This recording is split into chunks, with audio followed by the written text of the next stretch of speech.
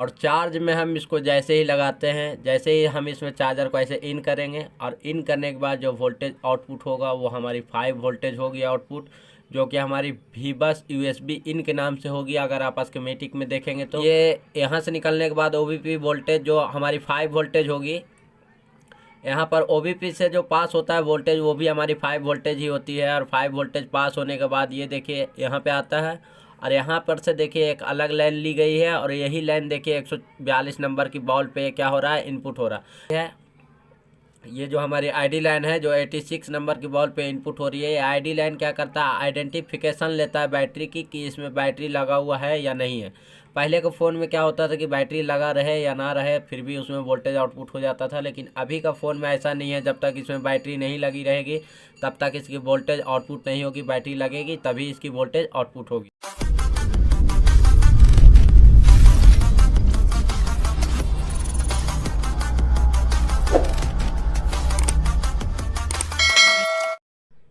Hi friend, आज हम बात करेंगे चार्जिंग सेक्शन के बारे में कि चार्ज में जब आप फ़ोन लगाते हैं तब इसकी कौन कौन सी लाइन एक्टिव होती है और कैसे एक एक लाइन एक्टिव होती है और कैसे एक एक लाइन इसकी काम करती है, उसी के बारे में समझेंगे हम अच्छी तरीक़े से फुल डिटेल में कि एक एक लाइन इसकी बारीकी से कैसे काम करती है। तो सबसे पहले देखिए इसका देखिए मेरे पास एक डायग्राम है, ब्लॉक डायग्राम मैंने खुद से बनाया है। ये MIY2 का ये ब्लॉक डायग्राम है जो कि उसमें PMI 8940 ऐसी यूज किया गया, जो कि हमारी चार्जिंग ऐसी है और इसको हम DC टू DC चार्जिंग ऐसी भी बोलते हैं। और ये देखिए हमारा करंट सेंस रजिस्टर है और ये हमारा OBP ऐसी है। तो हम इसको शुरू से लेके चलते हैं। तो ये देखिए हमारा यहाँ पे एक चार्जिंग कनेक्टर है और चार्ज में हम इसको जैसे ही लगाते हैं, जैसे ही हम इसमें चार्जर को ऐसे इन करेंगे और इन करने के बाद जो वोल्टेज आउटपुट होगा वो हमारी 5 वोल्टेज होगी आउटपुट, जो कि हमारी वी बस यूएसबी इन के नाम से होगी अगर आप स्कीमेटिक में देखेंगे तो।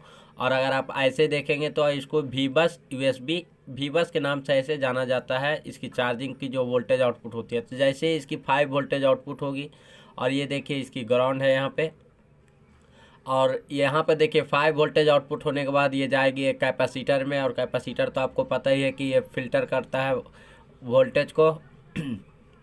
और ये देखिए इसके साथ आगे चलते हैं तो आप देख सकते हैं कि यहाँ पे इसका एक टीपी पॉइंट है जो कि आप इस पर चेक कर सकते हैं चार्जिंग में लगा के कि यहाँ पर 5 वोल्टेज ओके है या नहीं है।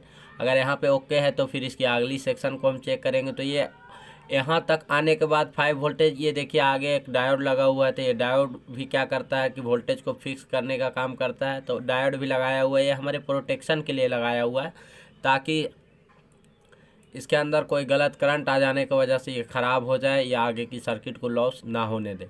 तो ये देखिए उसके बाद भी हमारा एक OBP IC लगाया हुआ है जिसका फुल फॉर्म होता है ओवर वोल्टेज प्रोटेक्शन। ये हमारी एक फ्यूज की तरह काम करता है। जैसे हम लोग बिजली लेते हैं घर में तो उसको बचाने के लिए, पंखा AC कूलर बचाने के लिए कैसे हम उसके आगे एक फ्यूज लगाते हैं ताकि कुछ भी ख़राब ना हो, पहले फ्यूज ही उड़ जाए तब कुछ उसमें ख़राब हो। तो वैसा ही इसमें भी बनाया गया है, एक फ्यूज की तरह काम करती है। जैसे आप इसमें चार्जर लगाते हैं और इसमें 5 वोल्ट इनपुट होता है और 5 वोल्ट के जगह मान लीजिए कि इसमें गलती से अगर 8 वोल्ट इनपुट हो गया या 6 वोल्ट इनपुट हो गया या 7 वोल्ट इनपुट हो गया, बहुत ज़्यादा वोल्टेज अगर आ जाएगा तो ये क्या हो जाएगी, ये IC ख़राब हो जाएगी। और ये आगे जो सर्किट है जो हमारी चार्जिंग IC है वो हमारी चार्जिंग IC को सर्किट में मतलब कोई भी नुकसान नहीं पहुंचेगी। ये यहीं से इसकी लाइन क्या हो जाएगी, ओपन हो जाएगी और ख़राब हो जाएगी।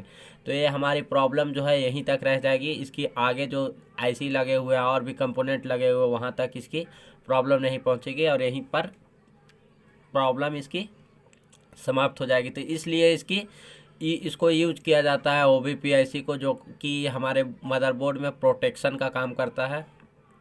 इसको आप बाईपास भी कर सकते हैं और किस OBP IC को आप बाईपास कर सकते हैं और किस OBP IC को आप बाईपास नहीं कर सकते, इसके बारे में मेरा फुल वीडियो बना हुआ है एक मेरे लिंक मतलब चैनल पे, आप उसको जाकर अच्छी तरीके से देख सकते हैं।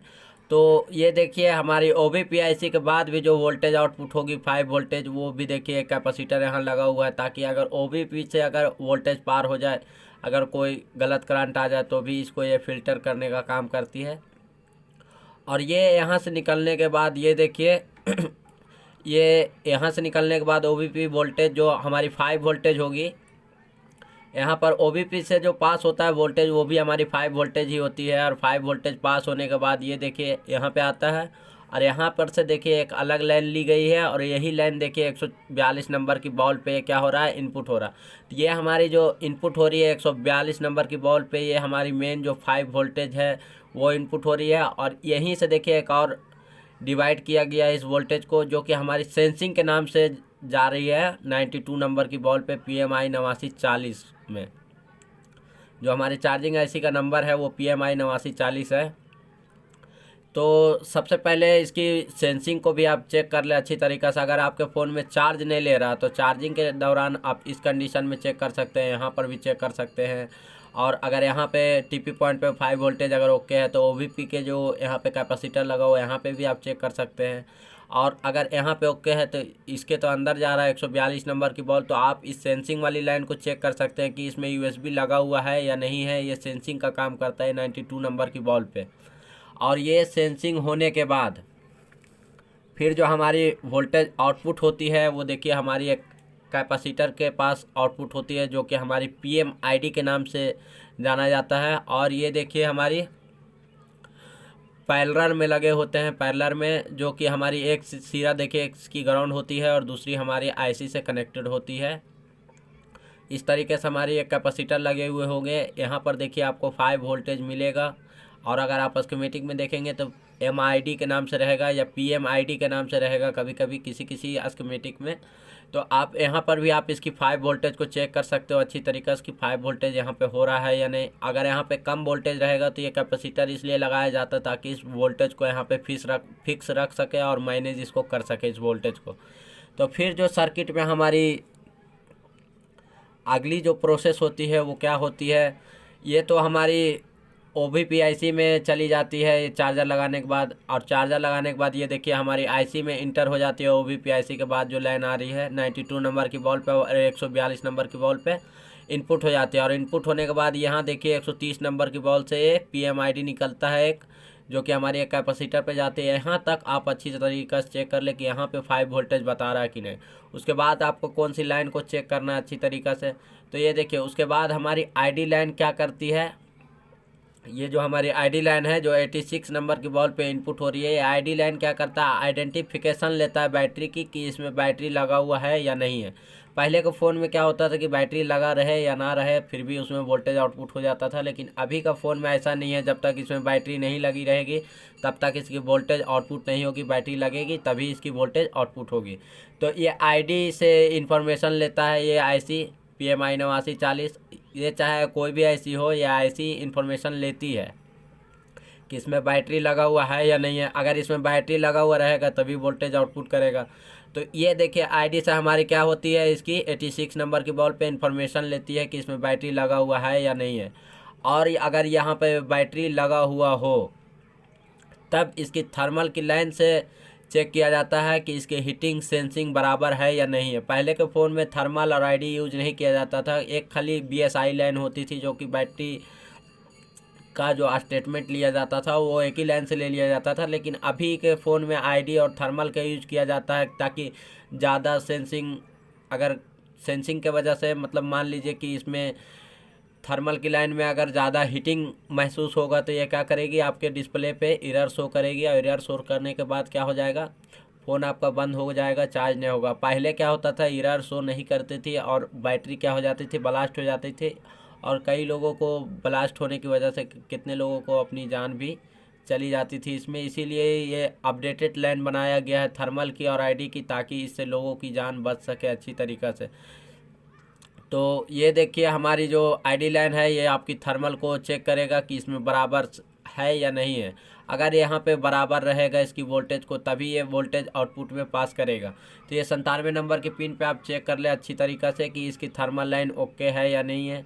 अगर ये थर्मल लाइन को भी चेक कर लिया और ID लाइन से इन्फॉर्मेशन ले ली कि इसमें बैटरी लगा हुआ है या नहीं है, तो बैटरी लगा होने के बाद भी इसमें क्या होगा, इसमें बैटरी को चेक भी तो करना पड़ेगा कि इसमें बैटरी लगा हुआ है लेकिन ये कितना चार्ज है। तो ये देखिए जो हमारी वीवेट की लाइन है। ये देखिए हमारा एक करंट सेंस रजिस्टर है, ये हमारी करंट को क्या करेगा, सेंस करेगा कि इसमें कितना कितना परसेंटेज चार्ज है। तो ये देखिए हमारी 61 नंबर की बॉल पे जा रही है, जो हमारी चेक करेगी ये करंट सेंस रजिस्टर के एक साइड से, जो कि हमारी 61 नंबर की बॉल पे जा रही है, और चेक करेगी कि इसमें कितना परसेंटेज चार्ज है।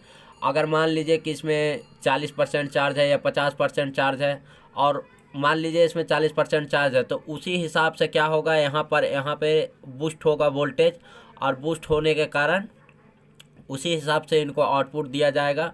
तो ये देखिए हमारी 120 नंबर की बॉल से क्या होगी, यहाँ पे स्विचिंग सप्लाई निकलेगी। और ये देखिए हमारे पास एक बूस्ट कैपेसिटर है, जो कि हमारी 105 नंबर की बॉल से यहाँ क्या है, कनेक्टेड है। और आप इस कैपेसिटर को देख सकते हैं अच्छी तरीके से कि ये और कहीं नहीं कनेक्टेड है, ये सिर्फ 105 नंबर की बॉल पे कनेक्टेड है, और ये एक 120 नंबर की बॉल से कनेक्टेड है। और ये पैरेलल, ये जो है कैपेसिटर, ये सीरीज में लगा हुआ है, ये पैरेलल में नहीं लगा हुआ है।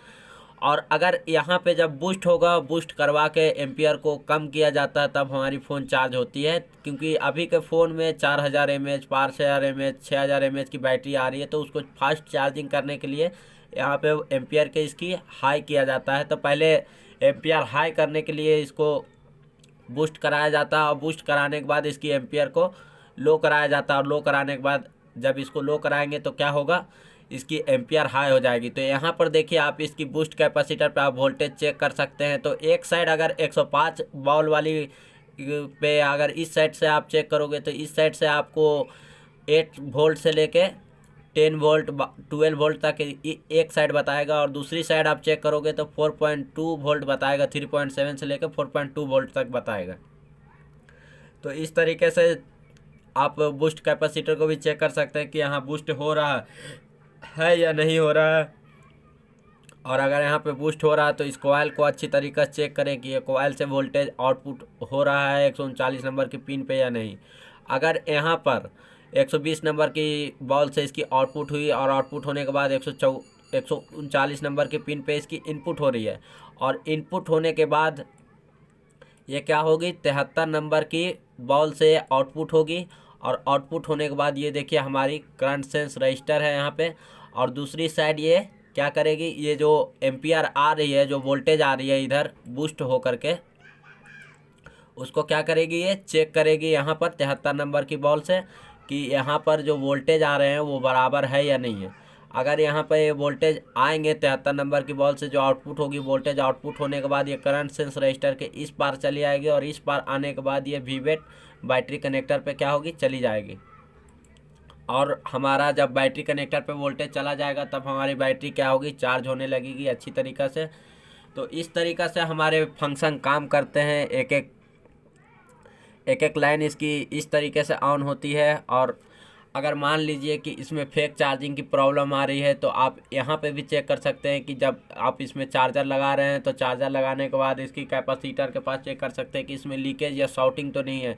यहाँ पर 5 वोल्टेज टीपी पॉइंट पे आप चेक करेंगे कि यहाँ पे 5 वोल्टेज अप्रॉक्सीमेटली एकदम कंफर्म है या नहीं है। अगर हो सकता है यहाँ पे वोल्टेज कम जाए, तो फिर क्या होगा, यहाँ पर जब वोल्टेज कम जाएगा तो यहाँ भी वोल्टेज, इस साइड भी वोल्टेज जो इनपुट होगी इसकी आईसी में, तो क्या होगा, कम वोल्टेज इनपुट होगा। और कम वोल्टेज इनपुट होगा तो ये यहाँ पे एम्पियर नहीं हाई हो पाएगा, और हाई नहीं हो पाएगा तो यहाँ पर क्या होगा, फेक चार्जिंग दिखाएगा यहाँ पर।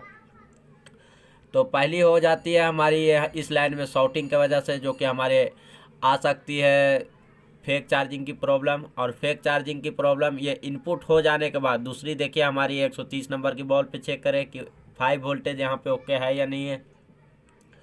और अगर ये 5 वोल्टेज ओके है, तो फिर आप यहाँ पे बूस्ट कैपेसिटर को भी आप चेक कर ले अच्छी तरीक़े से कि बूस्ट कैपेसिटर हमारा काम कर रहा है या नहीं कर रहा है। अगर यहाँ पे बूस्ट कैपेसिटर भी काम नहीं करेगा अच्छी तरीक़े से, तो भी ये क्या होगी, फेक चार्जिंग की प्रॉब्लम आएगी, क्योंकि यहाँ से एम्पियर हाई होता है, लो होता है।